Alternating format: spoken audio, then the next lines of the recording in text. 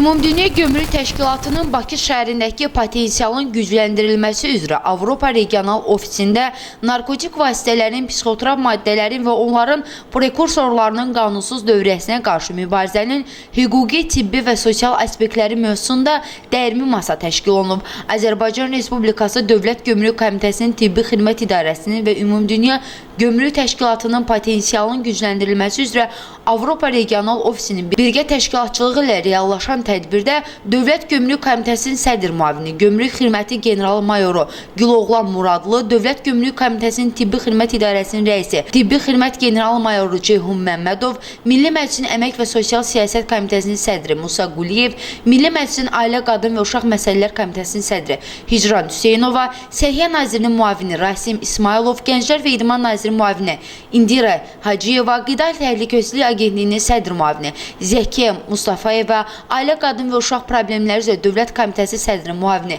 Sədaqət Qəhrəmanova və digər qurumların nümayəndələri iştirak ediblər. Çıxış edənlər narkotik vasitələrin, psixotrop maddələrin və onların qanunsuz dövriyyəsinə qarşı aparılan mübarizə tədbirlərindən bəhs ediblər. Narkomaniyanın ümumbəşəri bəla, ölkə, eləcə də milli genofondumuz üçün ən böyük təhdidlərdən biri olduğunu diqqətə çatdırıblar. Bildirilib ki, Prezident İlham Əliyevin sərəncamı ilə narkotik vasitələrin, psixotrop maddələrin və onların prekursorlarının qanunsuz dövriyyəsinə və narkomanlığa qarşı mübarizəyə dair 2025-2030-cu illər üzrə dövlət proqramı çərçivəsində bu mövzu ölkəmizdə dövlət siyasətinin prioritet istiqamətlərindən biri kimi müəyyənləşdirilib. Eyni zamanda narkotiklərlə mübarizə sahəsində həyata keçirilən fəaliyyətlər bu istiqamətdə qurumlar arası birgə əməkdaşlığın əhəmiyyəti diqqətə çatdırılıb. Daha sonra digər dövlət qurumlarının nümayəndələrinin də mövzu ilə əlaqəli məruzələri dindirilib. Yeni növ narkotik və psixotrop maddələrin sui-istifadə, müasir dövrün aktual problemi və onun qlobal təhlükəsi, dövlət sərhədindən buraxılış məntəqələrində